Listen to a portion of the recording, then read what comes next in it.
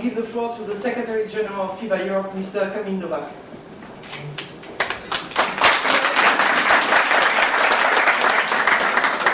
Thank you, Yannick. I'm also very pleased that you are here. That's the first seminar we do. Before we start, I would like to, of course, say hello to you. It's my pleasure to welcome here also one of the board members of FIBA Europe, Ms. Natasa. I'm also very happy that you are here with us. I saw here also one of the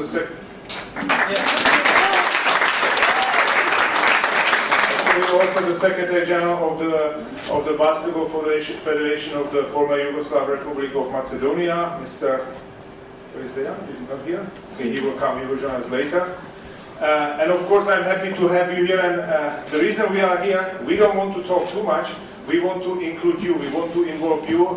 We believe that we have some knowledge, and you see here a little bit of, or let's say, a huge knowledge of these ex-players. We have here also some specialists, and we are here to help you. If you have any questions, we are here to listen to the problems you might have.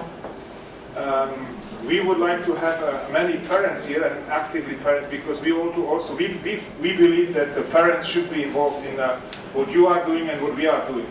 So please, during whatever happens here, don't hesitate. If you have questions, comments, suggestions, raise your hand and be with us here. Thank you very much. So we're going to start. Just want to explain a few things. Like Mr. Novak just explained, feel free at any time to raise your hand if you have a question or have a comment. You share it with us. We want this to be interactive. It's not. It looks really formal, but in reality, the idea is to share knowledge between you and us. The second point I want to make: if some of you don't feel so comfortable with talking in English, or at least asking the question or make the comment in English, we have a lot of different languages. Obviously, I speak French, but we have Russian, we have Serbian, we have Spanish, we have all the eastern side, also Russia, Slovakia, Czech Republic, well, I don't know how many, and Swedish also. So please, just don't stop yourself from asking any question because of languages, okay? So these are the people that you can see here on the table. And before we go into the detail, we're going to put a video, which hopefully is going to be a good, funny introduction of the seminar. I know it's a commercial, so please forget the brand. It's not a sponsor of FIBA Europe, okay? But you will understand, you will smile, ladies, for sure. But it's really representative of what we want to share today. So, Francesco, please.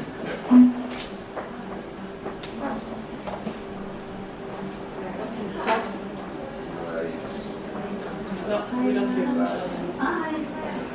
Okay, so I'm going to just give you some actions to do. Show me what it looks like to run like a girl.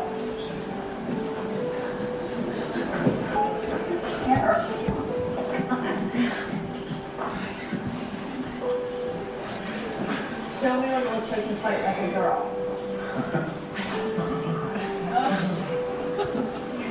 Now throw like a girl. Hello. My name is Zimerle and I'm 10 years old. Show me what it looks like to run like a girl. Grow like a girl.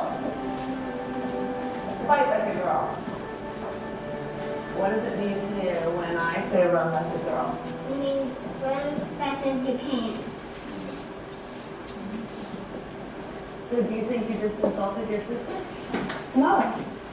Yeah, insulted girls, not my sister. Is like a girl a good thing? Actually, I don't know what it really, if it's a bad thing or a good thing. It sounds like a bad thing. It sounds like they're trying to humiliate someone. So when they're in that vulnerable time, between 10 and 12, how do you think it affects them when somebody uses like a girl as an insult? I think it definitely drops their self-confidence and really puts them down because during that time, they're already trying to figure themselves out. And when somebody says you hit like a girl, it's like, well, what does that mean? Because they think they're a strong person. It's kind of like telling them that they're weak and they're not as good as them. And what advice do you have to young girls for like they run like a girl, kick like a girl, hit like a girl, swim like a girl? Keep doing it because it's working.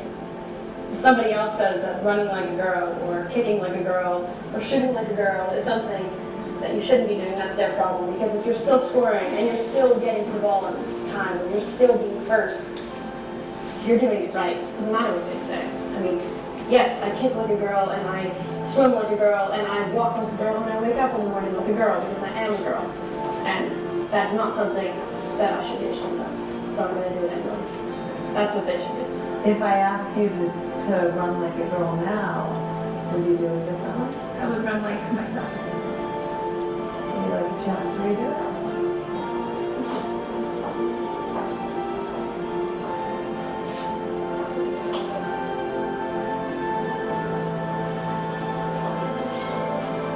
Why can't run like a girl also be in the race?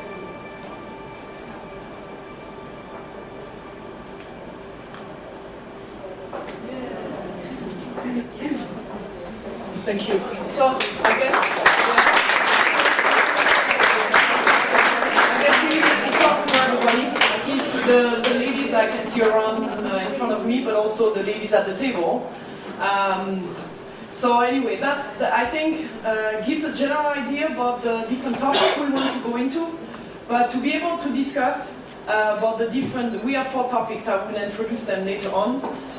We have a different type of people on this table, and I will start with the first one. So Kenny, and you can see here, but you definitely can see him there, is our expert, mental coach. He's going to give us the medical or the theory side of each topic and give us an idea that is pretty, and also his way of thinking about the different topic, and I'm sure it's going to be also very interesting. So the next one, Ilona Kostin, is FIBA Europe ambassador. So this year we decided to have 4 women ambassadors. They are not just ambassadors for women's basketball, but they are also mainly for women's basketball. Ilona, I think if you don't know CV, I didn't have enough space on the page because she's an ex-player, brand new ex-player, very successful. And even though she looks like, excuse me, Ilona, Barbie, she's a brain. Okay, she's blonde, she's beautiful, but she's really smart. She studied a lot, and now she's also on a very high position in the VTB League. She's one of the managers there, and she's going to give us a lot of very interesting information because she played also throughout Europe, also in the WNBA, so she has a lot of different things to share with us. So Ilona Kostin. The next one, yeah. So the next one, and I'm really happy because pushed to have her as an ambassador. I disagree with the title we gave her. We gave her the official title of FIBA Europe Youth Ambassador. I want to call her the Spirit Ambassador. Because this girl, she was a great basketball player, but above this, she's a great person. She has an amazing spirit. She has a strength in life that nobody can imagine. And just for this, I'm really, really happy to have Natasa today on the table. She has a lot of things to share with us, but with you mainly. And you, when I look at you and I point you out, I talk about the players. If you don't know a little bit of her history, it's written there, but I'm not going to limit her at this history because she's much more than that. She has an amazing story, really sad, but if you listen to her, she makes it like a kind of a good experience. So I think it's important because throughout the topic she's going to give us a point of view, and believe me, it's something. Natasa, we can clap.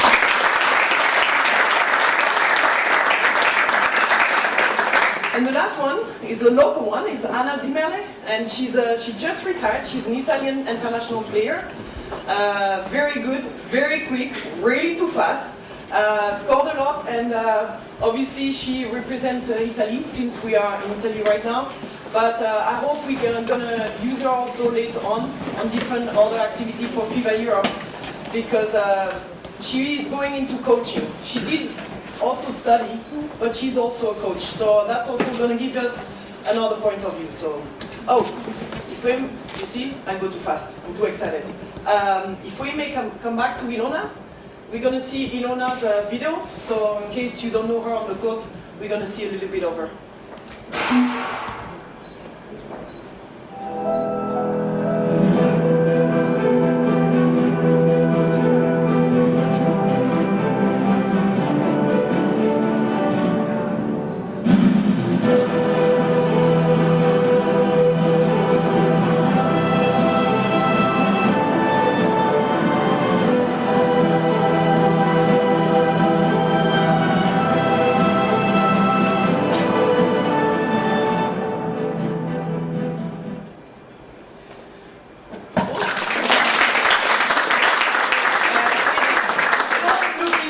Does it, but believe me, it's tough. And the same one for Natasa. Thank you, Francesca.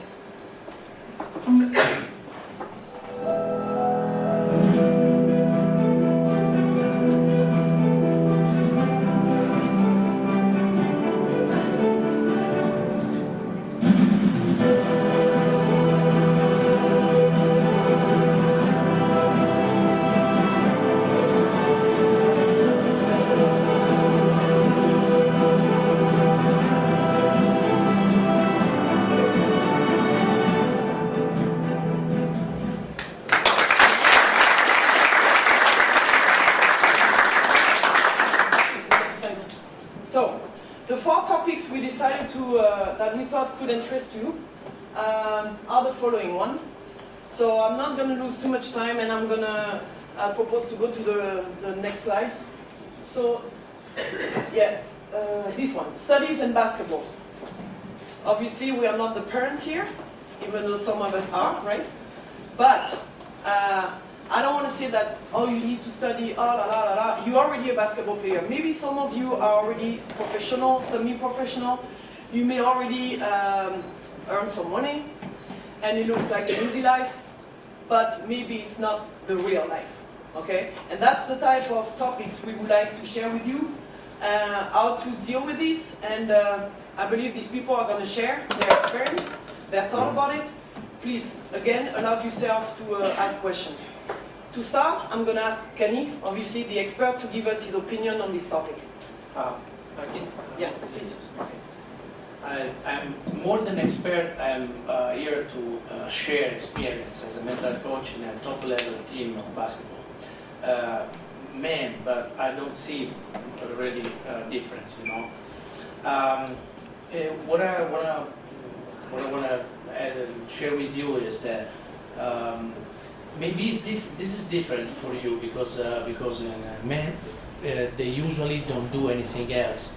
They play for full time, and in my experience, I've seen players that at the same time they play and they study. Okay, but one of the ability that is important to improve is to have the clear idea of goals. Okay, this is my job. My job is to go pacing with people till the goals. And what I discover working with them is that it's possible to achieve in different ways at the same time, different goals at the same time.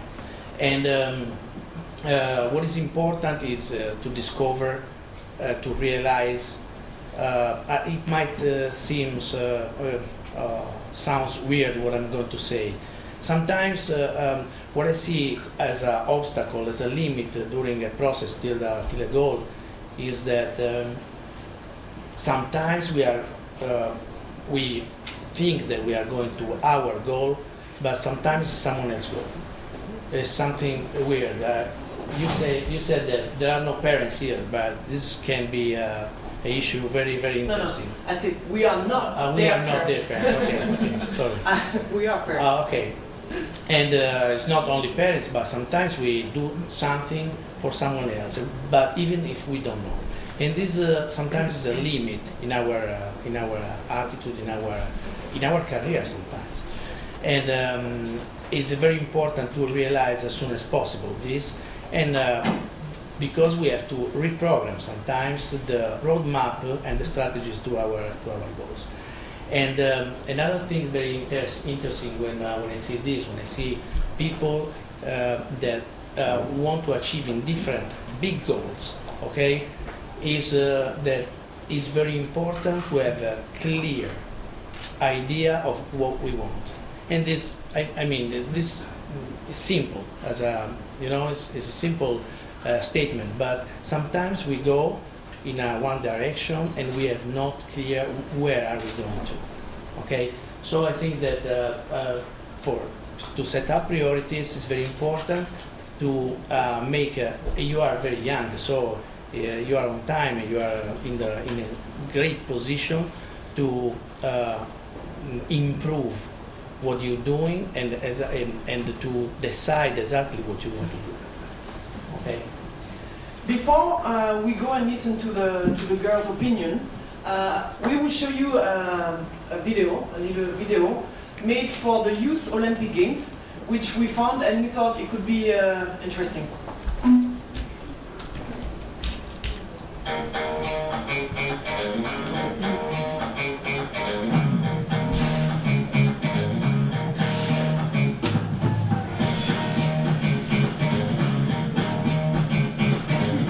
Many young athletes face a continual challenge, balancing their sport with their education.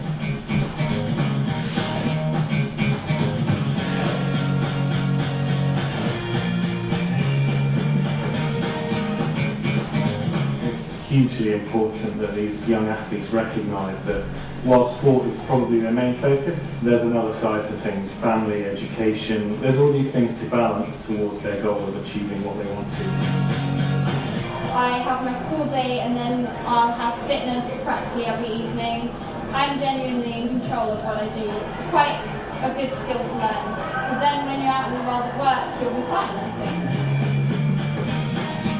You do have to make a decision of your own. The sooner those particular young athletes learn how to do that, the better it is for them. For the future, for their lives. Not just as an athlete, but for the lives after sport.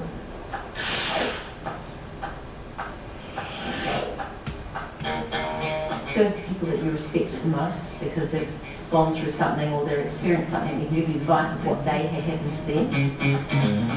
The challenge is try to do the best in the sports and school. If it's better in sports or in school, we need to move on this side or other side. If you have people supporting you and keeping you on check, it helps a lot.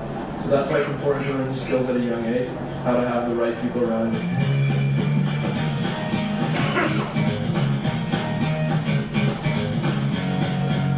Achieving the perfect balance between sport and education is one of the hardest challenges an athlete will face. Use the support of those around you, your coach and entourage, to help you achieve this balance and achieve success in more than one field of your life.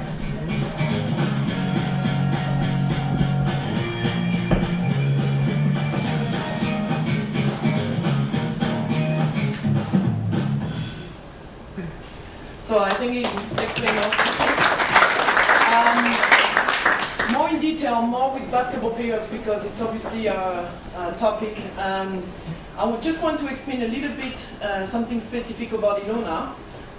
Ilona has degrees in Russian, native language, 2 degrees in Russian, 1 in French. And I can talk about the one in French because we were playing at the same time in the same place. She came, she didn't speak a word of French, and after 6 months, she ended up being close to fluent, and she went to the university. And she passed the exam. It's a diploma in 2 years. She had it in 2 years. While in the meantime, she was playing in EuroLeague Women, the best club competition in Europe. employer in the world, but that's only my opinion. So, okay, obviously she's very intelligent, but I think she can share with you how did she work out being in a high-level team and also doing studies on a high level. Please, Ilona, tell us.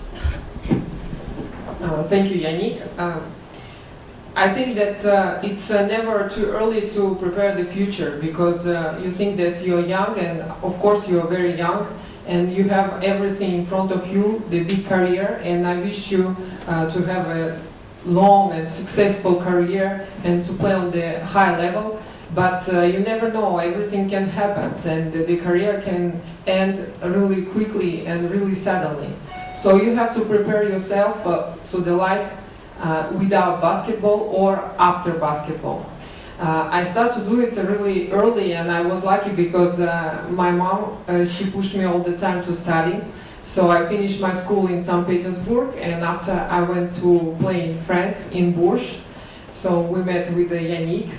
And I arrived there, 1 year I spent to learn French, and after I went to the special college, and I finished it in 2 years. After that, I changed the club. I went to play in Russia, in Samara, and I decided to go to the university, and I studied there, and I had my university diploma there. And of course, it was really hard for me to manage the sport and the study. And sometimes I was tired, I wanted to have a nap. You know, I didn't want to go to the classes, but I had something inside of my head that I need to go there, and I needed to have my exams. But also I was lucky because I had the people who helped me a lot. It was the teachers, or my friends in the university. They helped me because I missed a lot of classes because of the trips and because of the games too. But the people helped me, and I managed it successfully.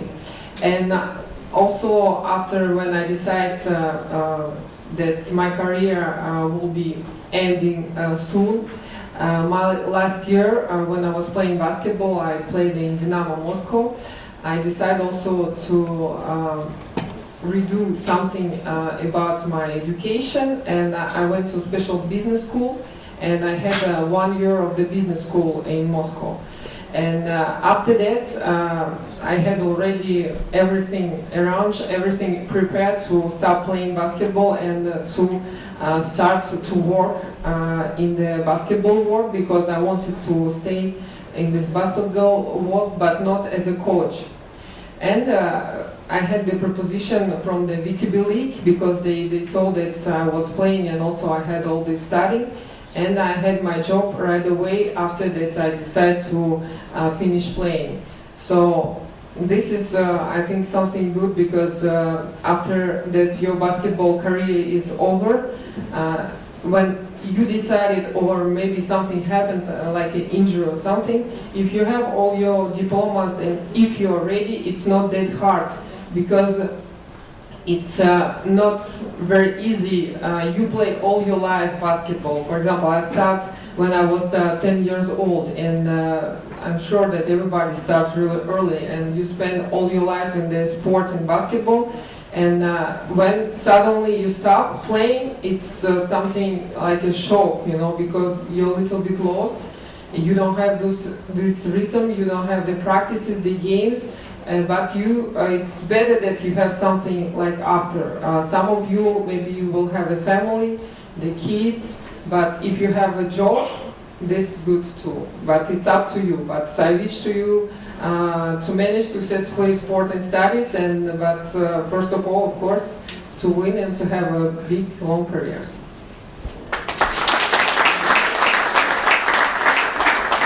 Let me give you an anecdote about Natasa, which Betty Sebrian, who's the contact person in FIBA Europe, you will see a slide at the end, a picture, ex-player also, gave to me.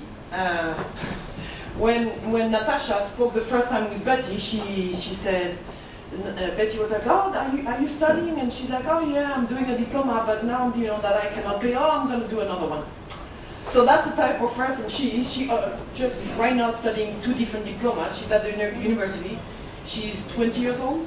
Yeah. 20. So I think, that I can see some really young face. I'm sure she can talk to you and give you a thought about it. So please, Natasa, tell us what you're feeling about this topic.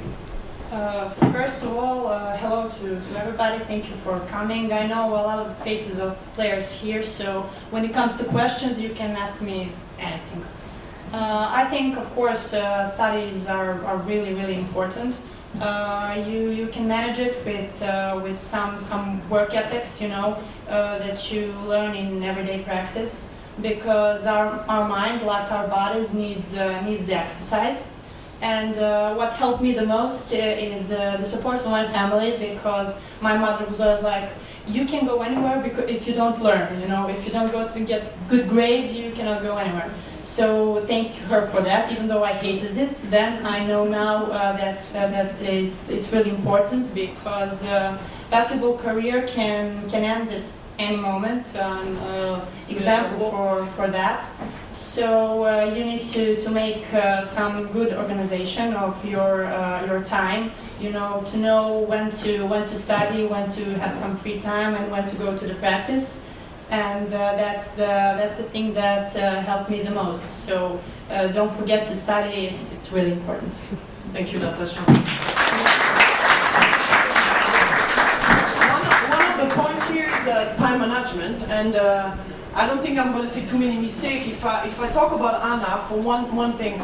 When time management also meant, when we wrote this point, that the career can also be long, and so you can spread. You can also, instead of trying to pass an exam in 2 years like a normal student, maybe you can find a way to spread it throughout your career. And if I'm not mistaken, according to the CV of Anna, she did study some business, but I think she found out that maybe it's not too much what she wants to do, and now she's studying, you got a degree of being a coach, right?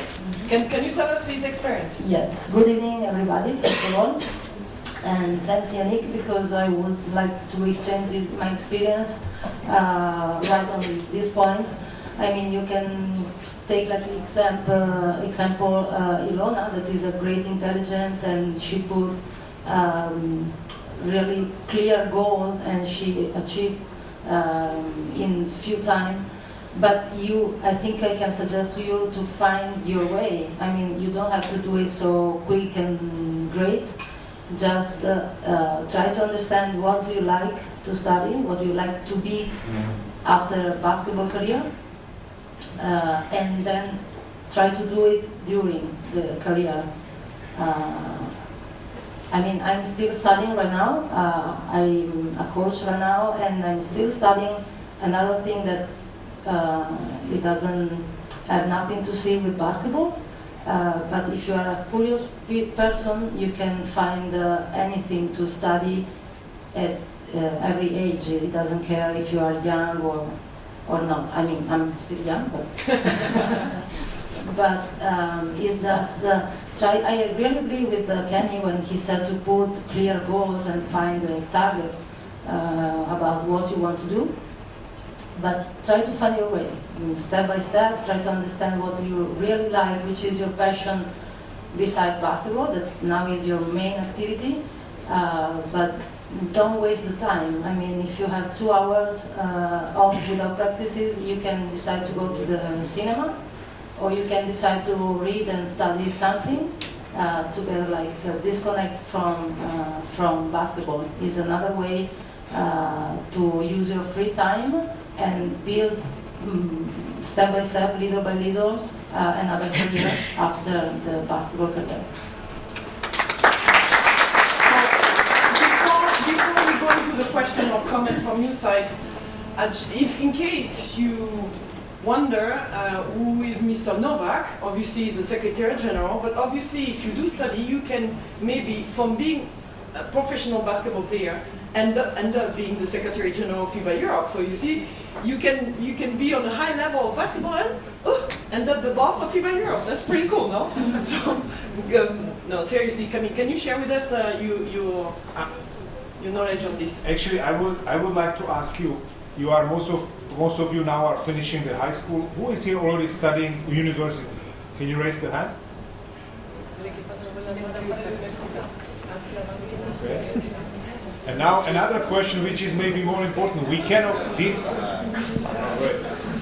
world cannot be only full of people who study universities.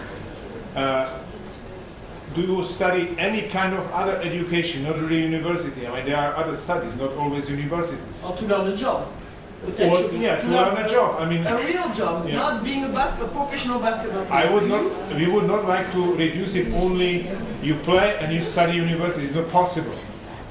It is more the idea is that you play basketball. It's great. Some of you hopefully will have similar, maybe even better career. I don't know it's not possible to have better career than Ilona, but hopefully you will have similar career and you might even make some money.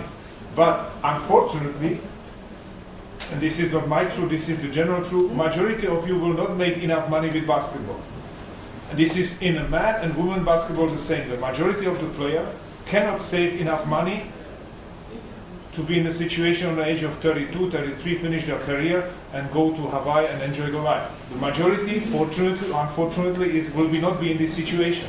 And what we want to raise the issue is that there is a life before or especially after the basketball when you finish your career. And as you already heard, your career can end up tomorrow, maybe in 10 years, you never know. Even though you play 10 years with no injury, in 10 years you might end up and you might have 1,500 euros on the bank account, being married or not married, and looking for, okay, now the life, I'm 30, so I have another 40, 50 years to go. What do I do with my life? So the sports life is nice. You have the best job you can have, believe me, this is the really best job, but this is unfortunately or fortunately not forever. And as Ilona said, you should prepare yourself. Maybe on the age of 20, not really intensively, but you will see on the age of 25, some of you might get married, some of you will not play at all. Hopefully, majority of you will still play basketball, but you will already ask yourself, I hope at least, what do I do after? I mean, female players, they play until they are 30, 31, 32, it's individual, you never know. But there is a life after basketball. Fortunately, there is life after basketball. So the idea is that and that's why I said at the beginning, we would like to and we would prefer to have as many parents as possible, because me personally, I have 2 kids, actually they are already old, 19 and 22, but I would never let them just play basketball or play whatever and not do anything. I would not let it go. I would just, maybe I would kill them, I don't know what exactly I would do, but I would not let it go. The same like my parents did, when they said, you want to play basketball, nice, but you study. And I had no problem with it because I always wanted to study, but this is the responsibility of the parents. Sometimes we parents, we like to push the responsibility to coaches, agents, players' agents, or just to somebody. And this is our responsibility as a parents, I strongly believe, to manage a little bit the life of our kids. Up to some level, of course. I don't want to manage the career or the life of my kids when they will be 30 or 35. But now, my job as a father is to lead them, not to study. I mean, not everybody can study. Again, I mean, don't get me wrong. Don't feel like, oh, I'm not studying, I'm stupid. No, this is not the truth. People have different targets in life, and it's correct. It is correct that everybody wants to do different things.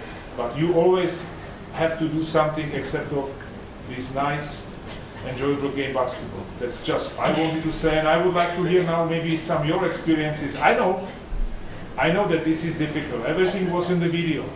It is to find a balance. There are also other factors. This is not only school or education and basketball. There are also boyfriends. This is another factor. Everything is time consuming. You have to sometimes make a choice to go to cinema with the boyfriend, or maybe go to the practice, or maybe learn for the exam next week. So this is all about priorities and all about balancing the things. You should have boyfriends, don't get me wrong. You should have boyfriends. You just need to find the right boyfriend who understands the situation that you have practices. You have hopefully some kind of education, and there still should be some time also for the boyfriend. It's for the men it's the same. I mean, for the male players, they also have to find the right girlfriend who understands that they might be on the road every weekend. They cannot go to cinema every night like the other people do. but this is the choice you have. And everything was on the, I like the movie, I saw you first time, and everything was said there. You have to find the balance, it's your choice, it's your life, you have it in your hand. Obviously, I would also arrest your parents, because your parents are a little bit co-responsible for what you are doing and what you will be in 10 years or 15 years. So now I would really like to hear something from you. Thank you. Before I give the floor, or believe, I will give you the floor. One thing, because we say studying, university, but it can be, like Anna said, a passion, a future job, something that it can potentially give you another life after basketball. One of the reasons why I studied was that because when I was on the court, I was a point guard, I was deciding, I was choosing, I was calling the different system, so I was used to decide. And the worst thing was, like, imagine after being a basketball player that I would end up looking for a job and they would put me, you know, on the starting level, there, downstairs, where you just don't decide and you go yes, yes, yes. And I was like, no, this is definitely not for me. That was my reason. So what I want to say with this is not to take my reason, is to find your own reason why you should either study, look for passion, prepare another job. And now the floor. I'm gonna ask you, because you look like you have a lot of things to say. Yeah, you Italian, obviously, I can tell. If you have a tough time in Italian, Isabella, you can speak in Italian. Isabella will I can translate for you, no problem. Cioè, per parlare in italiano traduco io. You can speak in English. Come? No, lei se ha qualche domanda, se vuole dire qualche cosa. No, dai. I want to hear. No. Because when he asked who's studying, you felt like this, like, oh, not me, I'm ashamed. So? Okay. Okay, we listen to her. Let's clap.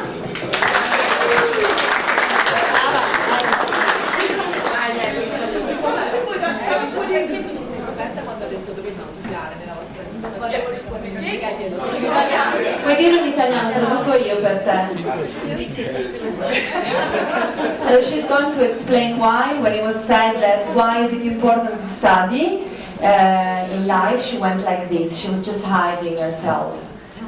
Perché io, cioè, non sono brava a studiare, cioè nel senso non sono una che ama tanto studiare, cioè non mi interessa la scuola. Because she just said she doesn't really like studying and she doesn't really like going to school and having to study, so that's why she felt like she was, obviously it was for her that and she went like that, so, esatto, giusto? Ho capito quello che è.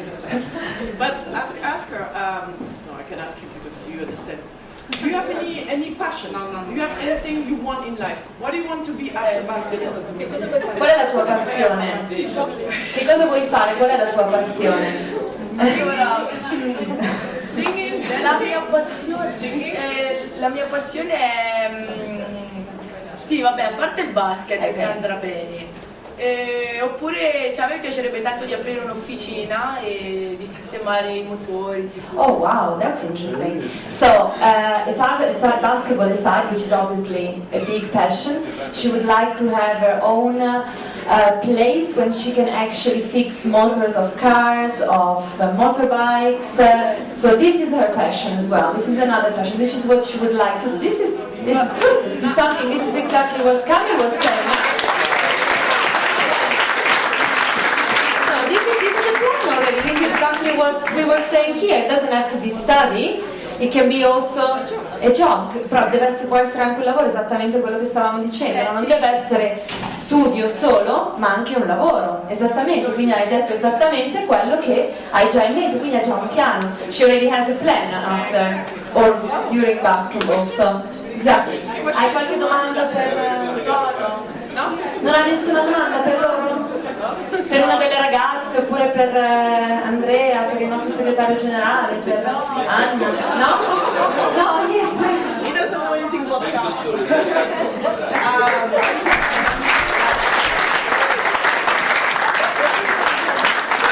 It's a perfect example of what we have been talking. I think you should not be going like this. I didn't really like school either.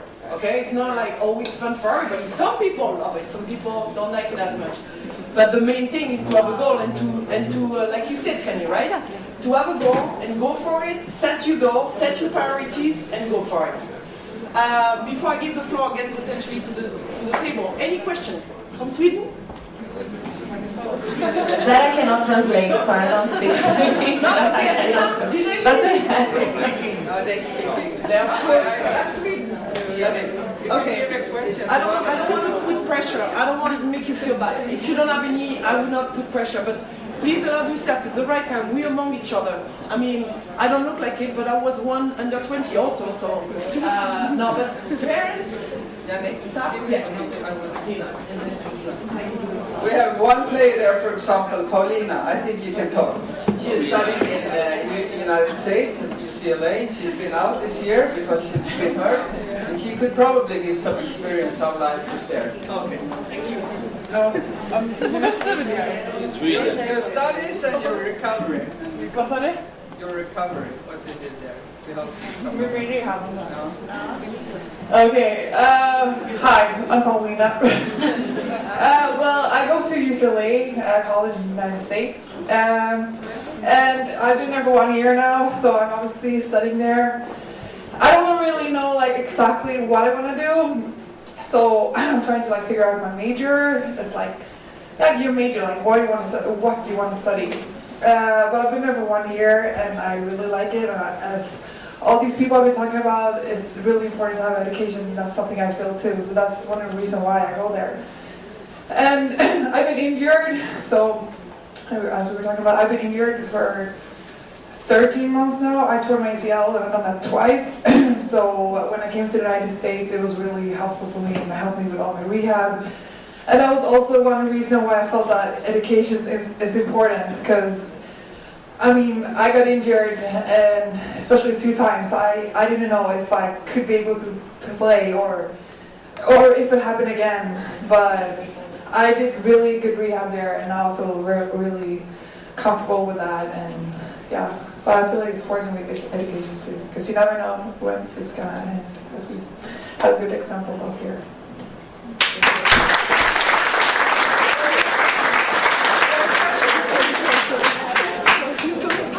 Just one.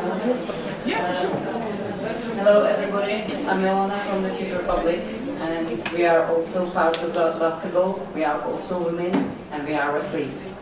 So there was also the day which we have to decide to be a player or to be a referee, which is not very nice parts of the basketball, because we know that we lose, so referee is punished.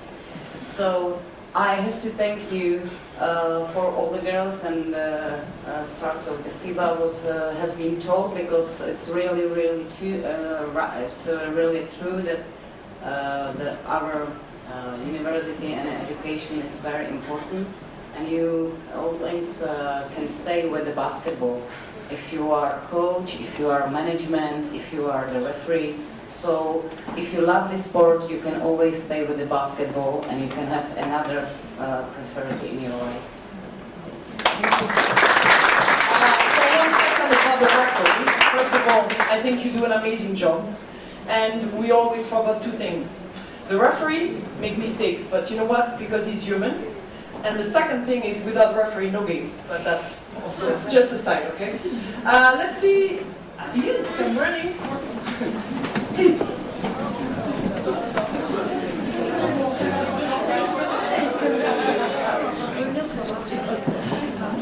From the point of view of the parent, the influence of the parents, how can be confronted with the influence of the coach for the life after or during the basketball experience? Kenny, you want to take the floor for this? Did you hear? No. Okay, if I may. Yes. She's a mother, obviously, and she wants to know what should be the attitude of a parent towards a coach about pushing a daughter going into studying. Did I say it right? No. Okay. When the parent says, you have to study, and the coach says, you have to train, practice more, because we have a very important game, and the parent says, yes, but we have also exams. How do you cope with that? I think the push is a strong word, you know. To push is a strong word, even if sometimes happens, I know. And it's your responsibility in a good way. I mean, ability to respond to something, you know. Because this word responsibility for someone is something negative, and for someone else is something positive. Can I ask you, for how many of you is a positive word? Responsibility. Responsabilità. Per quanti di voi è una parola positiva? Positive, okay. I think it's very important the meaning you give to this word, and it's very important that you improve your ability to respond to everything. One of the things, sometimes not everything around you is something that you want and you like, you know. Sometimes you give a negative meaning to people who force you in one direction, and it's very important, for me, it's very important that you are able to give the right meaning to that, and to use this word, this input in the right way, to make this input functional to your goals. It's very important, the meaning that you give to what they say to you.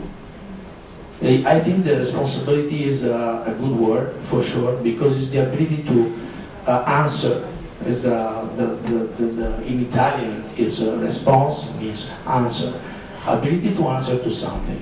And the right use that you do is very important to realize what is functional to your goals, and give the right means and use this in the right way.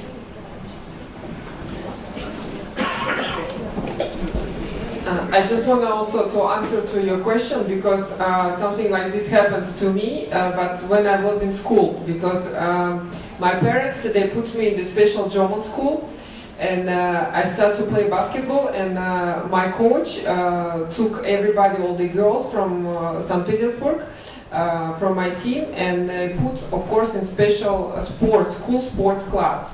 And my coach also was pushing my parents to take me from this German school to the sports school.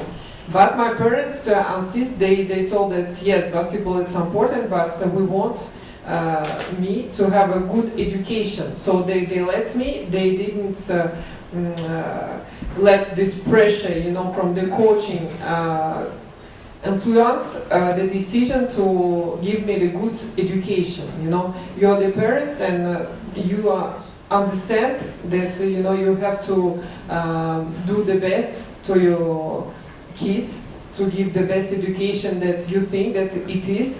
So I think until 20 or a little bit after, you can influence your kids, and also to explain to the coach that you want to do the best to your children, and what you want is to give the good education. That's it. If I may, I would like... Yeah.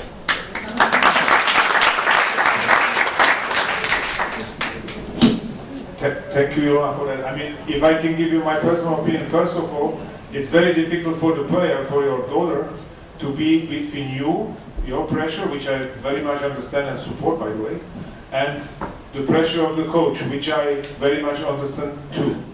So I think the best way is that you have to somehow come together with the coach, explain the situation, but at the end, there is always like bottom line. The bottom line is that you are the mother, and you have, I would say, there is also father of the kid. And if I may, and I know there might be also coaches here, I say very in purpose. You are a little bit more important than the coach. That's my personal opinion. But again, it will be very difficult if you just push your daughter, who hopefully loves basketball, to only study, and then it might turn against you. So the best way is to get somehow together with the coach and explain him your view, that she can play, that's nice, but there is also school, and this is something which must be done. And then the coach, if he's smart, and coaches are 99.9% very smart, he will understand that he cannot go against you with the player. So this would be the optimum way. But obviously the coaches, they don't think usually about what is going to happen with the player after 5 years. Some of them, yes, they do, but most of the coaches, they think about the next game or about the season. This is why they get paid. This is nothing negative. This is why the coaches are paid. They are responsible for results. Their responsibility is not the future of your or anybody's daughter or son. That's just nature. I mean, the coaches have different role in the life. Before we go to the next slide, because we are really close to the next topic, Anna wants to add something.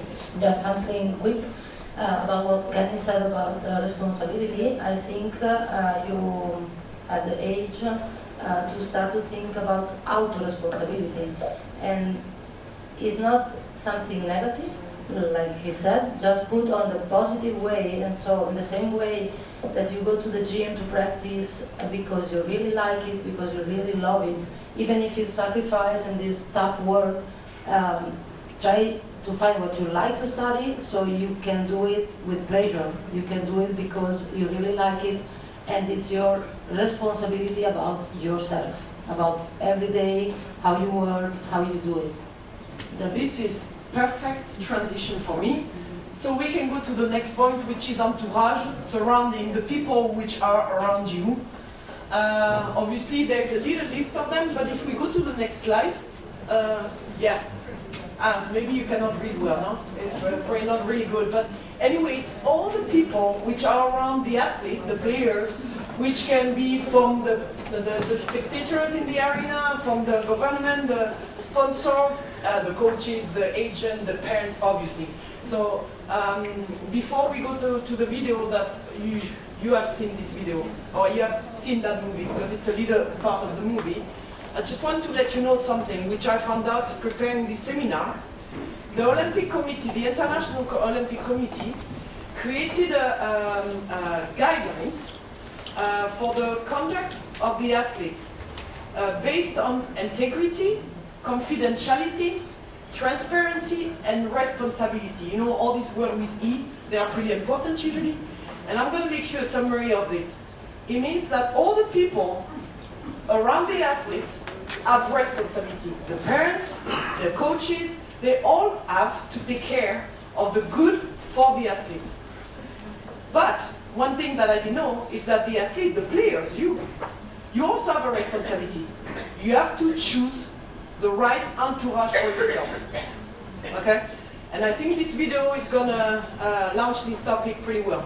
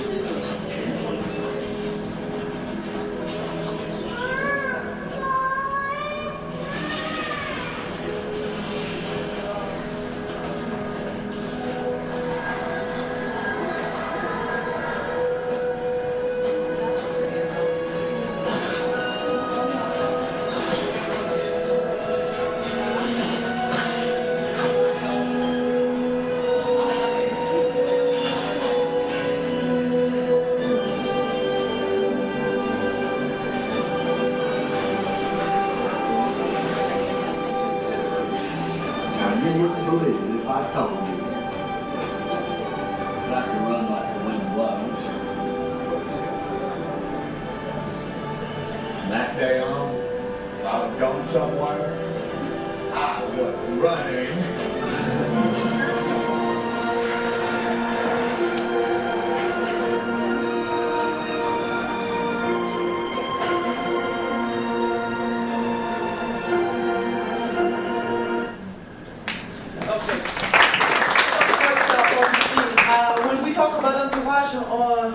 the point is agent, coaches, how to make the right decision, how to choose the right people around you, potentially giving you different direction. Maybe we can have the point of view to start with Kamil, please. I often use this video in my section, individual and team section, team working with the team, because the message is very strong for me. Forrest is a witness of a leader attitude.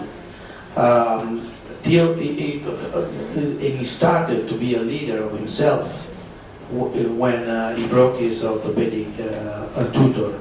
Okay, and sometimes happens in our life that we need something strong to break our limits.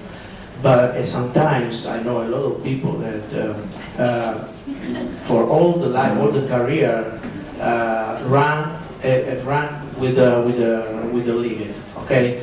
Sometimes the message is very strong because sometimes I repeat is you need a stone in your face to start running and to start broken. Okay. But what is very important and what is congruent with the topics is that the limit sometimes is around us, and sometimes that we put our attention, our focus on something wrong with us. When the level arises and your career becomes more important, you go up, you have more of these voices around you. And the ability in this case is to realize what is functional for you, what is important for you. And another tool, very important, is where and when to put the focus. I explain you better. Where people who normally succeed is used to put the focus on what he has and what is right. People who often fail is people who put the focus on what is wrong or what we miss. And sometimes people around us force our focus on what we miss or what we don't have. Okay. And when put the focus is another unbelievable tool for me. It's very important, as everybody said today, to program, to have the clear idea of what we want, but it's also important for me, at the same time it's important to be able to put the focus on now, because when we are too far with our mind, with our mental energy from the moment, sometimes it's the biggest waste of time and energy that we can have. So it's very important to put the focus always on what is working or what is right, and exactly in the moment. What can I do in this moment? Is a question that activates ourselves. Thank you. Let's start with comment or question. How is it difficult to have the right people around you, the players? I don't know. Anything that you fear? Anything that you want to comment? How many of you have an agent? Player's agent. Don't feel shy. Don't feel shy. It's No player has an agent yet. I cannot believe this. One over there, I can tell. Okay. They're gonna come. Don't worry. They will come, and that day you will have to be prepared, well prepared, to choose the right one according to what Kenny said, your goal, your objective in life. Natasa, you want to share your feeling with us? Thanks. Well, of course, I think that it's very important to have people around you to have your best interests, to understand what you want and to support that. And I have to say that the first thing is family. You know, when it comes to making decisions, when I was a player, I did it or any other decision, not including sports.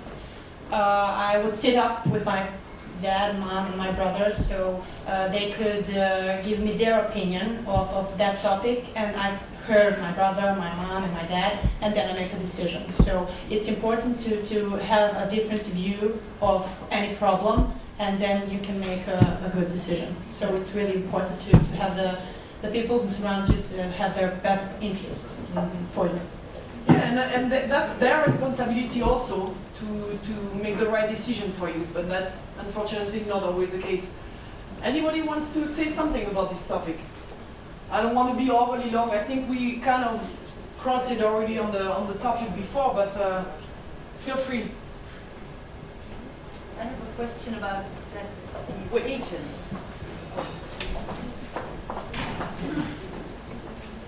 Okay, I'm a mom of a player, and I wonder about these agents. What should you look for? Or I could use some help. Ilona. I think it's important to have an agent, a good agent. For example, for the young player, it helps a lot. When you have a good agent, it helps you to choose the team, because the good agent have a lot of contacts with a lot of teams, and so you have an opportunity to have a choice to not stay all the time in one club and one team, to go to another team, to another country, or to another city, you know. But it's very important to make a good decision, to choose a good agent. For example, talking about my experience in my career, I had 3 agents. First agent, we were working a lot of time together, but the problem that he helped me a lot, and he found me a lot of good clubs, but the thing is, I was good, so it was not that hard, you know, to find the club. But after I saw that I was management my own problem by myself, you know, I was talking with the clubs about my problem. I was talking with the management of the club, not him, but me. And after even I signed the contract without him, he didn't even come, you know. So it's, I decided to change the agent after I had an agent who was working with the men's, with the players in NBA. And of course, he was not really interesting on me, because it's not the same salary, it's not the same percentage, because the agent received the money, the percent of your contract. So also I understood that it was not really good, you know, for me. And the last agency with which I worked, and I liked really much, it's a Spanish agency, and they helped me a lot, because of course in your career you have a lot of good moments, and the agent is here, you know, and it's easy to be next to the player when it's the good moments, but sometimes really hard moments happens, you know. So one time it happens, I went to play in Turkey, in Beşiktaş, and the club didn't pay me. So they paid me only 2 months, and after they didn't pay me. And I was waiting, and after with my agent we decided, okay, it's time to go, because I cannot wait all the season without my salary.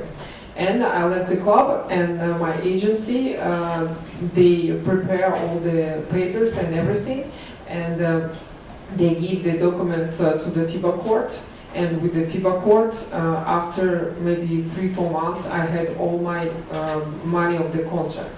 So this what I call good agency, you know. Good agent have to be with you not only when it's good, but also when it's hard, because sometimes it happens that the player have the injury, and the club don't want to pay the player, because they're saying, okay, you have an injury, I don't pay you. So also this is the job of the agent, you know, to do that the club pay all the salary, all the contract, you know. I do believe strongly that the agent job is limited, more limited than we think. I'm sure Kamil is going to share his point of view with us, but the agent is not the parent. And he doesn't decide about the life or the direction that the parents would like the player to take. The player obviously has their own point of view, but you should let the agent decide potentially about the negotiation of the money and things like that, because that's his job. And then what Ilona said, I think, is really important. is that the player, the parents, together or alone, go and talk to the club. Don't be far away to the club. You need to be close to the club. You need to also talk about things which are important, like the study. Because the agent, that's not his job. And you cannot fairly ask him to take care about the study of your daughter. That's not his job. So the entourage, they all have a piece of cake of the player. The player is a product for most of the entourage. I'll always keep it in mind and keep an eye. That would be my advice. But Kamil. I think Kenny already said it. There are different people in the life of any sportsman, not only basketball. And they are all important. And they have all their role. You as a mother, you have your role. You should never be a coach. Please don't do it. Don't intervene in the job of the coach. The coach should not intervene in the job of the agent. And the agent should not intervene in the job of the coach or mother or father. So everybody has to have his clear role and has to understand and accept his role. And a good agent, this is what Ilona said, is somebody who understands perfectly his role. He knows that he's there to maybe lead a little bit the player to the right position. This is the most important, especially with the players like on the age of 20, 21, 22. It is extremely important in which team you will play. You might go and sign with the top team in your country and you play 3 minutes in average if you're lucky. Is it that going to help you? That's the question. You might go through. If you are really talented, after 1 year you might be there. But many players might die. They might make maybe a little bit some money in 1 or 2 years, but after that they cannot play because they have no playing experience. And again, there is another extreme, that extremely good player signed with, let's say, small or weaker team and a little bit miss his chance. So this is always about finding the balance, and I think it's important that the coach evaluate a little bit where the player is at the moment on his level, and then the agent, the optimum is that the agent is together with the parents and maybe even with the coach, especially with the young players like you are, and a little bit discuss what is the best next step.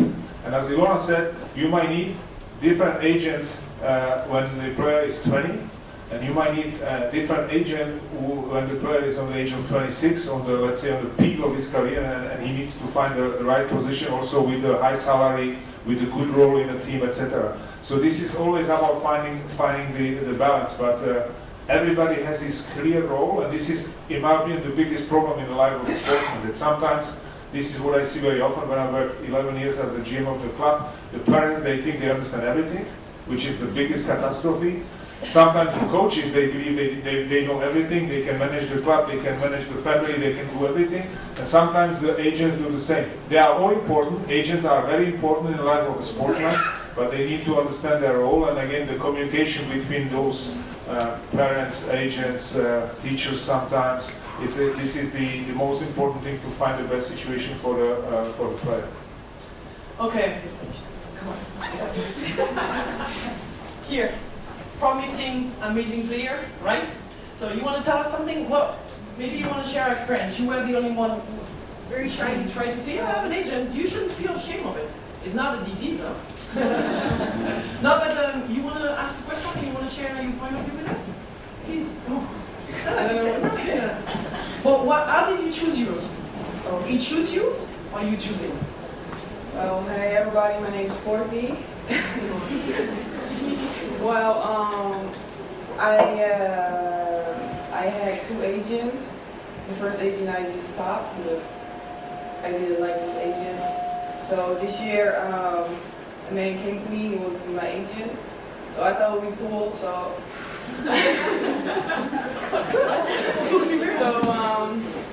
But this agent is the agent of my uncle too. And my uncle played NBA. So I thought it would be a good click to work with him and share my experience with him, and share his experience with me, with my uncle. And so, so is he the right one? Do you believe he's the right one? Yes, because he know about my life. So when I'm sad, when I'm angry, and when I'm happy, I can speak with him.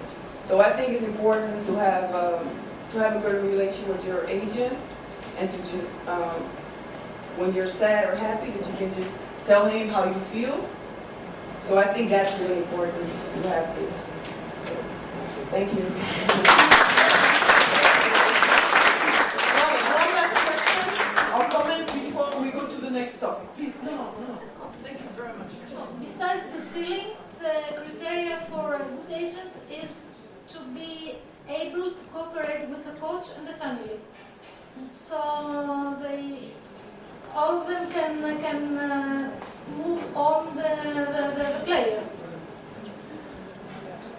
That's a question. Yeah, that's your comment. Yeah, I think it's what everybody said.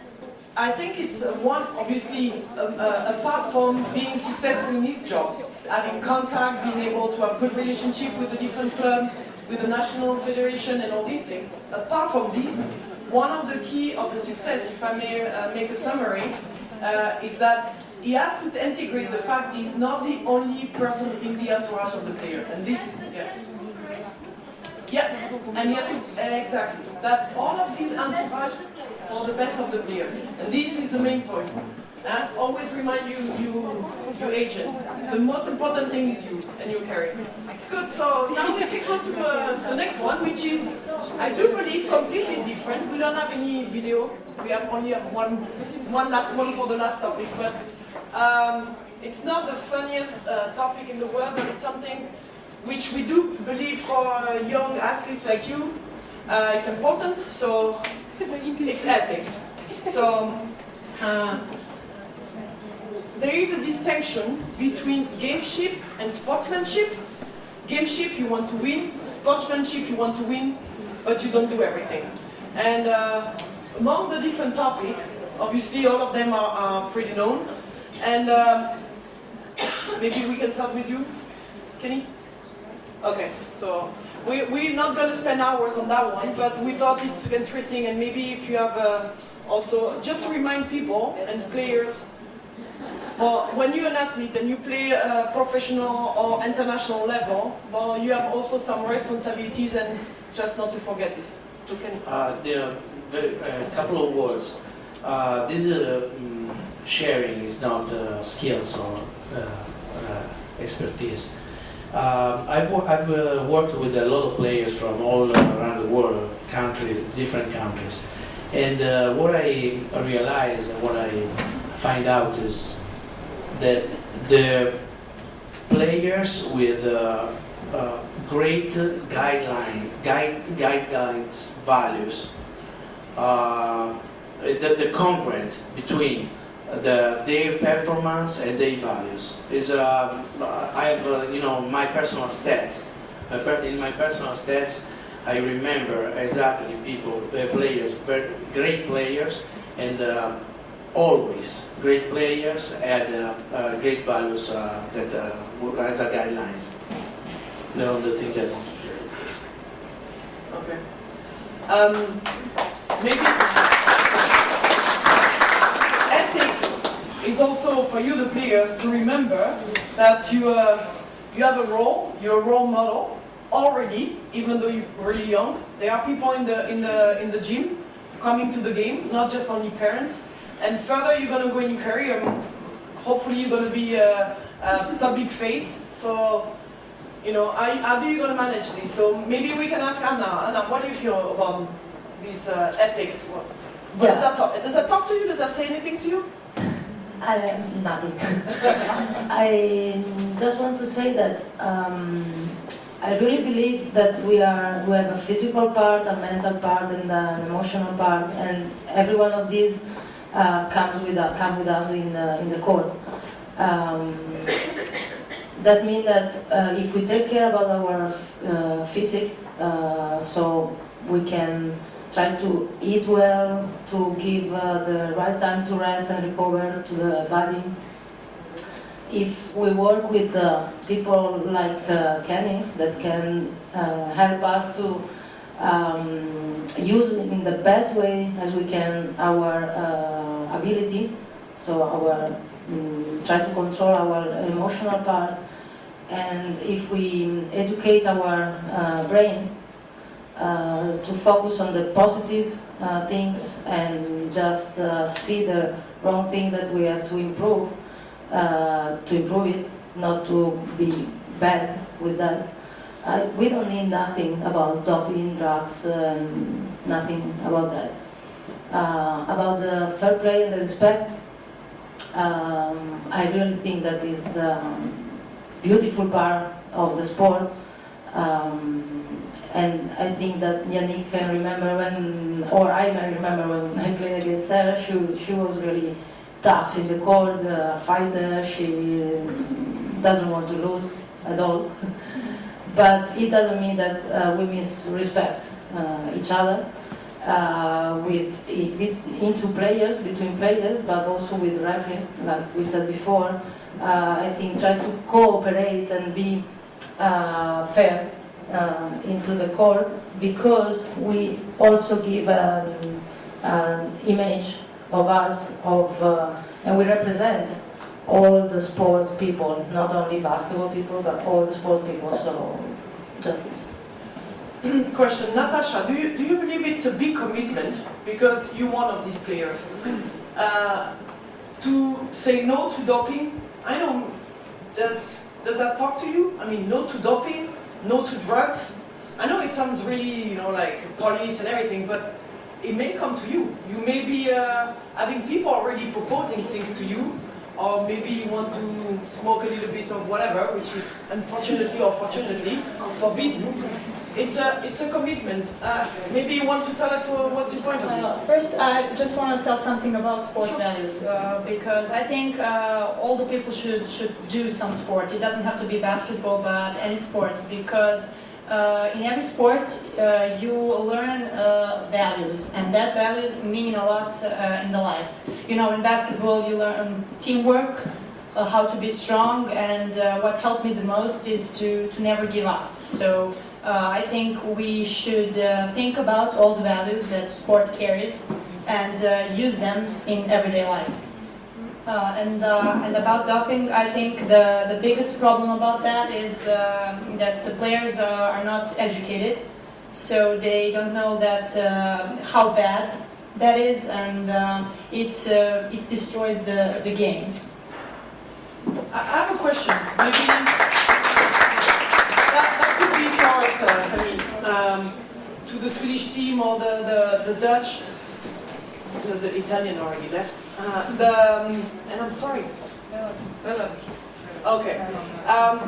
Would that be interesting if FIBA Europe in your next event make a seminar on doping and drugs, and to be aware about what's going on, or what may happen to you in a closer professional basketball life? Is that something, or it's like, no, it's so far away, it would not hit me, it's not me? Kamil first, and then... Do you know what is now the penalty for taking a doping if they catch you? You know what is after 1st of January 2015, the penalty, the minimum penalty? Any idea? What, financial penalty? No. A penalty. What It will be, there is a new code of FIBA, which is the International Anti-Doping Agency, and the minimum penalty will be now, it's still 2 years suspension. After January 1st, it will be 4 years minimum suspension. That means if they catch you that you took some kind of drugs, after 4 years, I can promise you will never play again, because 4 years, it's a very, very, very long time in the life of a sportsman. So the doping issue becomes a huge issue in my opinion. And from what I saw, okay, we have only 2.5 teams and some parents here, but still, you are not aware of this. And I think this is for us as an international organization to make the players, because at the end, don't forget one thing. Now I'm talking only to the players. You have parents around you, you have agents, coaches, but at the end, it's your decision, whatever you do, and this is also your responsibility. You cannot blame later anybody, because at the end you hear the parents saying something, the agent, the coach, but the decision mainly at the end is up to you. You decide what you do, where you sign, you decide how you practice, you decide whether you study or not. It's up to you. You have the life in your hand. And the doping issue, okay, I'm a very old-fashioned guy in the matter. I've never even, and you can laugh because my kids actually, my kids, they said, I've never had even joint in my hand. And I have a reason for that, and I think I would survive it, and I could even handle it, but I have a just very specific view on, in regards of the drugs. And of course there is a question, what is a drug? Is alcohol also a drug? I mean, this is wide discussion, and I don't want to open this. Beer is not drug, beer is medicine. But this is, it is a problem. I know this is all around you. It is in the schools. It is in wherever you move, you can find some drugs. It's easy and it's actually also relatively cheap at the moment. For the sportsman, again, if they catch you 4 years, and you can immediately start to look for a job or for some education. That's what it is. But I want to also say something about being a role model. You have already reached something which the majority of the young people in your age, they just dream of. You have the jersey of your national team on you. This is something, you might have it now only for the under 20 championship, you might be national team player for 5 or 10 years, it does not matter. You have already achieved something what the majority of your buddies, of your friends, will never even, they will never be even close to that. And to have the jersey of the national team, it's on one side, this is an honor, but on the other hand, this is also a little bit of responsibility. Because the other, your teammates, your neighbors, even your teachers, they look at you like, oh, you are a role model, you achieved something. But then, of course, they also look, oh, how behaves our national team player? And of course, we have national team players behaving that way, but we have also those who understood that this is a chance. And again, this is at the end, it's a package. What you sell to the club, it's a package. It's a player, it's also his personality, it's also his kind of, let's say, is he a role model or not? And I can tell you, I did it. I did it for 11 years. If we had a player who we knew, it's not only great on the court, he's also great off the court, we paid him also a little bit more money because we wanted to have him in our team. Because our club, I work in Frankfurt, we had also 15,000 kids practicing every day, and we wanted to show them a role model. We wanted to show them if you work, you can be here. You can be the player of the national team, etc. And if we didn't want to show someone who is smoking, and we have many players on the national team who don't really behave like a professionals. I mean, that's a fact. They just play great basketball, but they are not really role models. But if you are a role model and you are a good player, it is also, you see it on your bank account every month. I mean, that's how the system works. Well, yeah. One example I want to give you, because it seems like, maybe you're so far away from drugs and doping and all these things. But I just want to give you one example that I faced in my career. We were having a friendly game in France with our team in Bourges. And one of my teammates was sick, a flu or something. And the doctor was not traveling with us because it was friendly game. And we called doctor, local doctor. He came to the hotel and he checked her. And she said, please, I'm an athlete. Don't give me a product, a medicine that is on the list. Yeah. Please. It's really important. Yeah, no problem. Okay. So he gave her a prescription and they go buy the medicine at the pharmacy, comes back. And you know what she did? She opened and she read. And it was written, not for athletes.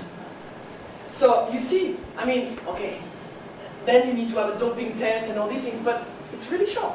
It can, even though you're totally clean, it may happen to you. So just be aware. That was my only advice of the day. So we have a question. Yes, I have two questions about the doping. To me, basketball has the image of a clean sport. Am I wrong or not? And then my other question is, what if you as a young athlete are with a contract in a team for your first years and there's a doctor who tells you to take something and you don't feel, you're not confident, who do you contact? Is there a FIBA contact point to contact, or what do you do then? Maybe I start with the first one. I wish I could say that basketball is a completely clean sport, but I would like to. We don't have huge issues, and I can tell you that last year, that was the first year in the history that we didn't have one single positive test But don't forget, because the tests are actually expensive, and they will be even more expensive because now the WADA, I mean the International Anti-Doping Agency, they are also asking a blood test. So already now during the World Championship, which takes place in a month and a half in Spain, 25% of all tests will be blood tests, which makes it more expensive.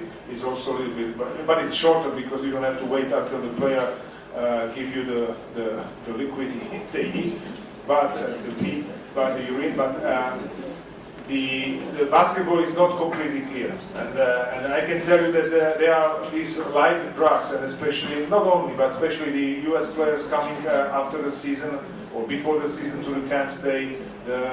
If you smoke a joint, even 8 weeks after you smoke, they will find it and actually every good professional club does the medical test before every season, and they usually test you. Not always, but the good professional clubs, they do that. The second question was with the... What do you do as a young player when if they, you're with the doctor? Every player, actually every team, and we are talking about professional level, because the doping tests, they are only made on professional level. Every team has a responsible person for that. So whatever your player has, he has to always contact his team doctor. The team doctors must be advised what is on the list of the prohibited medicals or not.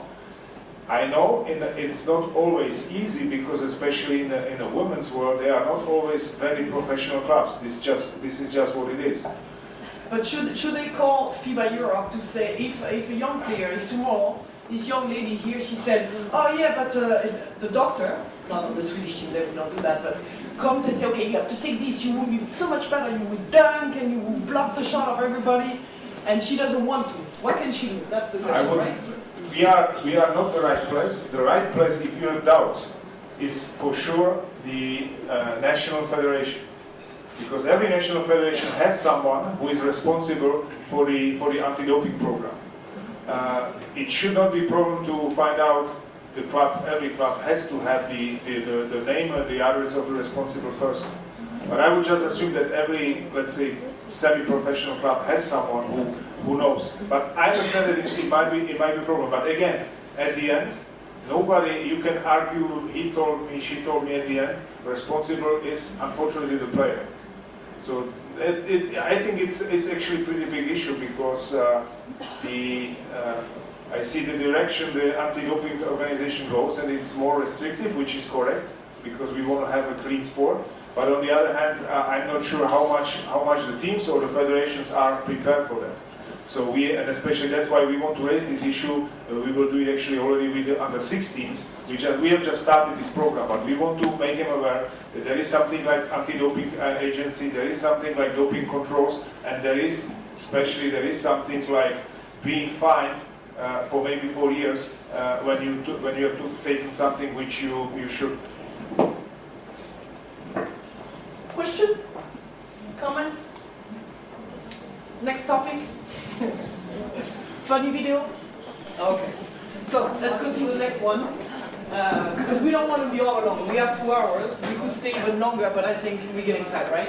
So the last topic, which sounds maybe a bit funny, but how to make the right decision. We do believe this topic kind of make a summary of the whole seminar.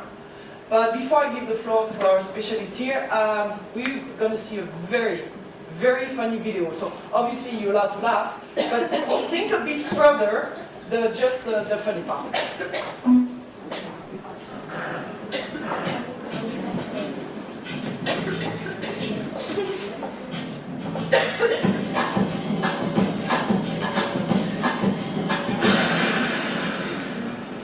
Whoa, that's not good. Yes, I'm already late. Somebody will come. Anybody out there? Do you have a phone? No. Sorry. Somebody! Hello? There are 2 people stuck on an escalator and we need help. Now, would somebody please do something?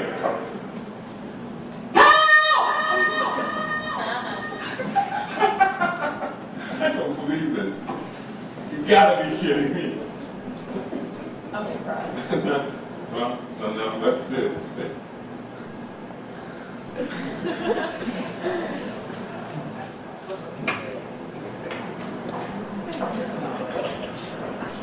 Hello? Hey, don't worry about it. I'll fix it in a second. He said he can fix it. All right. All right. That's more like it. He said he can fix it.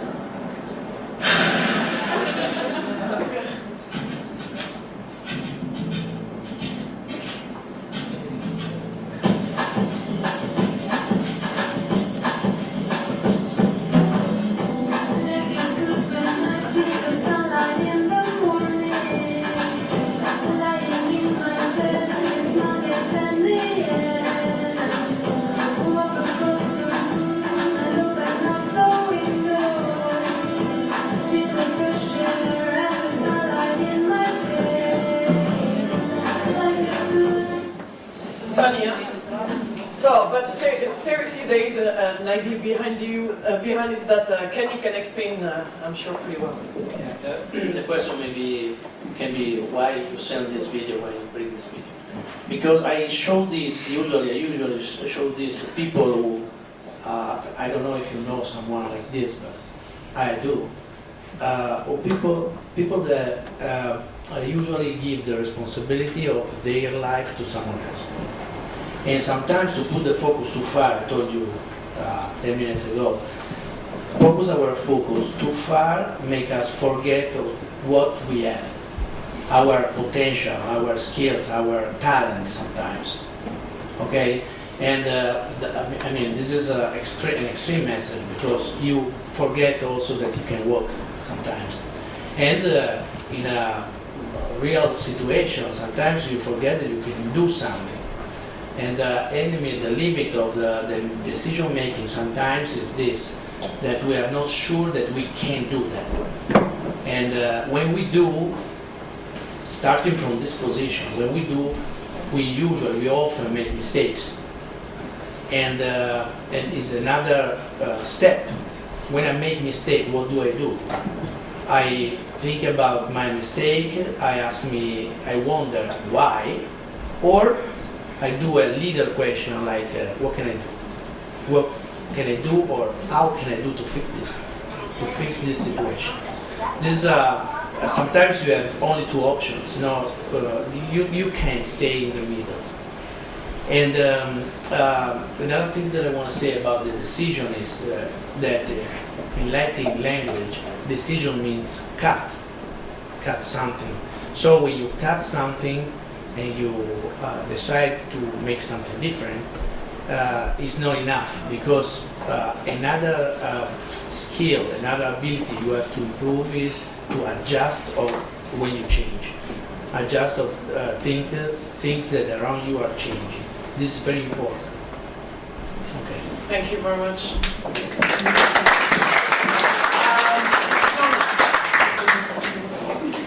I think that now you have the age when you're gonna start to sign the important contracts, and of course it's very important, like Anna said, Natasa, that you have to listen to people who are around you, your parents, your agents, your friends. You can listen the opinion of everybody, but after it's up to you to take your final decision. It's like Kamil said, your life is in your hands, so you're gonna take the decision.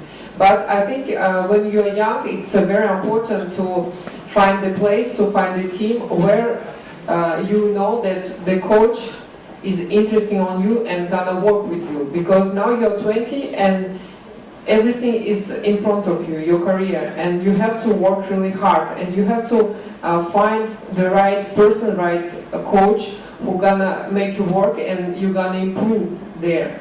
And also it's important to go in one place where you're gonna play, where you will have some minutes. Because of course you can go in a very, very good team when you're young, and you can wait when your time gonna come, but if you don't play, you lose your time also. And when you're young, you have to have the experience on the court. So I wish you to find the right place, right club, right coach who gonna make you improve, and you're gonna be big champions very soon. Thank you. Before Natasa, Ilona, any question from Sweden, maybe? Netherlands? Italy? Italy? No? No? Doesn't really talk? Yep. Oh. Anna, Natasa. Okay, good. Thank you. I'm going to be short because Ilona said pretty much everything. Making a decision is really hard, but you all have to do it, you know.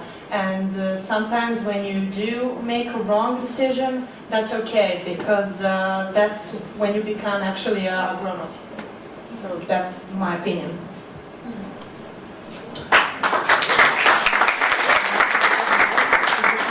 So I go back to the idea of auto-responsibility, and I try to connect to each topic that we saw tonight. And in my personal experience, maybe it seems stupid to you, but about doping, I never took anything that the doctor of the club gave to me without knowing what was and if it was useful for me, because we are, each of one is different, has different needs. So try to inform, and it's another way to study something, try to inform about that, about what you could need. Trust on the people that work in your club, but never listen anybody just because they are there, but like train yourself to ask about it and ask yourself if you really need it or not. About agents, I think that a good agent is a person that represents you and try to offer you the best offers. But the best offer is not only economical offer. Maybe in that moment you need a different experience, you need to work with a good coach that make you improve. So try to analyze what you need in that moment, and if you do the right choice, I think the economical part will come later. So, and so that's why I say I connect the auto-responsibility. Try to start to think about what you need and what you feel.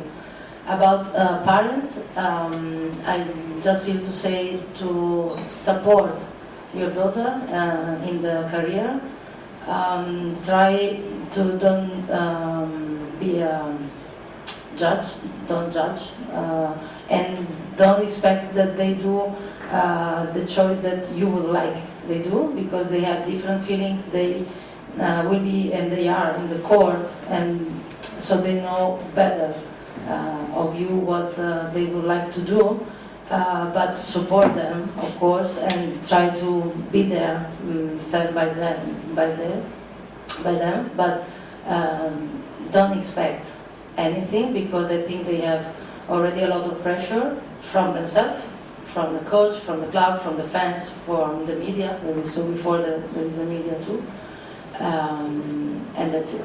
So good luck, and I hope to see you in European Championship, EuroLeague, World Championship. I wish you the career that Ilona had. Yours was not that bad, Anna. Before we conclude, I want to give the floor to Kamil first. I will be very short. I mean, the three players, they already said everything. I mean, you have it in your hands. You decide about your people around you, then you have to make a choice. And I can only tell you, this is a little bit from life, because I'm a little bit older than you are, that this is the nice part of the life, that you always have to choose, you have to make a choice. And sometimes you will make a bad experience and maybe bad decision, but as Ilona said, and Natasa said, this is sometimes the most useful thing in life, because you learn from experiences. You can make mistakes, that's normal. You should not repeat mistakes, but make mistakes is normal. There are some mistakes you should never make, like the drugs, dopings, etc., because there is no way back. So I also wish you the best of luck in your career, I hope, because you are already on the age of 20 or under 20, so in maybe even in 2015, but at latest in 2017, I want to see as many as possible of you at the European Eurobasket Women in, we don't know yet where, in 2017, but in next year we have Eurobasket in Hungary and Romania, so I hope to see some of you already there. And as again, I put the deadline at latest 2017. I want to see many of you at the Eurobasket Women. Thank you very much. My conclusion is going to be very short. Making decision, that means you have also choice. And when you have the choice, you can make a decision. Just enjoy the luxury of having a choice. To finally conclude, I hope it was interesting. I hope you learned at least one thing. If you felt too shy to ask or to comment or to discuss with any of the people here, please allow yourself. We have time, and if you don't want to do it today and you want to do it later on, you can show you can contact FIBA Europe. If you don't know and you don't remember a name, yeah, I will give it to you. If you don't know and you don't remember a name, contact FIBA Europe, ask for the tallest person in the office after him. It's Betty Sebayan. She's an ex-Spanish international player. She's huge, she's great. She's a lot of fun and she loves women's basketball also. Contact her for any kind of help, parents, players, agent, we open to anybody. But feel free. So here's the number, here's everything. Obviously you don't have paper to write everything down, but we would really, please feel free to ask if you need. And I stopped talking, I promise. I don't have any more video, but we have questions and I'm really happy to hear this. Yeah. Hello. I think I and my team have a question for Natasa because we all know that she had to deal with a really heavy injury and she won't be able to play basketball anymore. And me and my team wanted to know how she could deal with the injury and how her life is now. Fair question. Well, thank you. Well, I had the amazing support of my family and my friends, and that helped me the most to pass everything that I passed. And it seems really hard what I passed in, but it's not that hard really, because we Serbs are a little bit crazy. And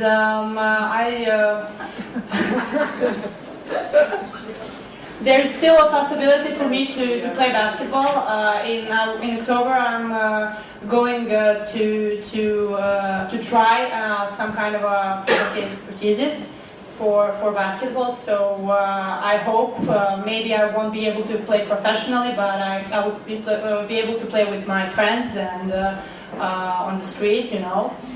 And you asked me how my life is now, right? Well, I'm studying two faculties now. I finished my first year, and everything has like a positive side, you know.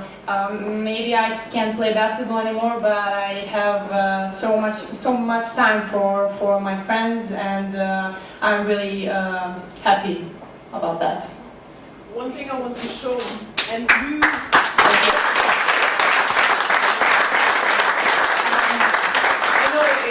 I realize you cannot see it. Just remember our Twitter account, and I'm sure she'd be very happy. But no, joke apart. Here, that thing that you cannot read, it's our foundation. She started a foundation, and maybe you want to say a few words about it. So, sure. Well, this year I started my own foundation because I think it's the main point of the foundation is to help young athletes when they have some kind of a serious injury or something like that. But it also helps with their education because, like I said, your basketball career can end at any time, but education is what stays after. And that's like two main points of my foundation. So I hope we get to help a lot of players around the world, of course.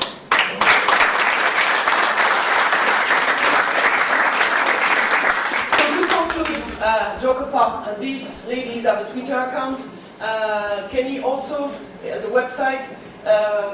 You can contact FIBA Europe, you can contact Betty, you can contact any of us for any question. If you want to have these videos, this presentation, ask us, any of the FIBA Europe staff. Francesca here, Isabella there, helping me also. So I want to thank you all. It was the first try. If we can have your feedback, even if it's negative, especially if it's negative, if we can improve, if we can be better, and if we can help you, please let us know. Thank you very much. Have a good evening.